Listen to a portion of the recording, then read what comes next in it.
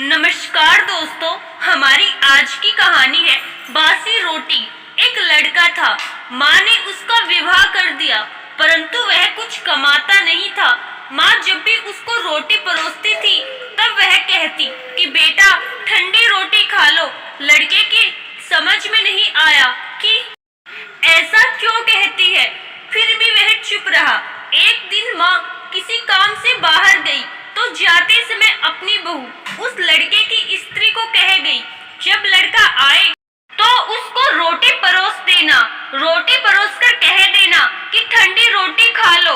उसने अपने पति से वैसा ही कह दिया तो वह चिढ़ गया कि माँ तो कहती ही है। वह भी कहना सीख गई। वह अपनी स्त्री से बोला कि बता रोटी ठंडी कैसे हुई, रोटी भी गर्म है, दाल साग भी गर्म है, फिर तू ठंडी रोटी कैसे कहती है। वह बोली कि यह तो आपकी माँ जाने, आपकी माँ ने मेरे को ऐसा कहने के लिए कहा था, इसीलिए मैंने कह दिया। वह बोला कि मैं रोटी नहीं खाऊंगा, माँ तो कहती ही थी, तू भी सीख गई। माँ घर आई तो उसने बहू से पूछा कि क्या लड़के ने भोजन कर लिया। वह बोली कि उन्होंने तो भोजन किया ही नहीं, उल्टा नाराज हो गए। माँ ने लड़के से पूछा तो वह बोला कि माँ तू तो रोजाना कहती ही थी कि ठंडी रोटी खा ले और मैं सह लेता था, अब यह भी कहना सीख गई।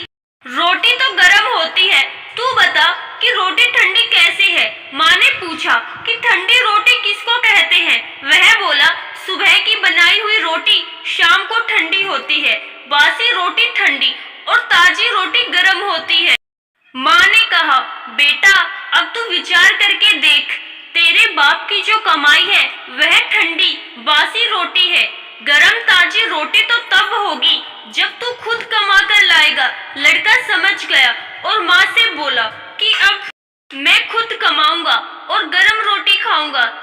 आशा करती हूँ दोस्तों आपको हमारी आज की कहानी जरूर पसंद आई होगी। धन्यवाद।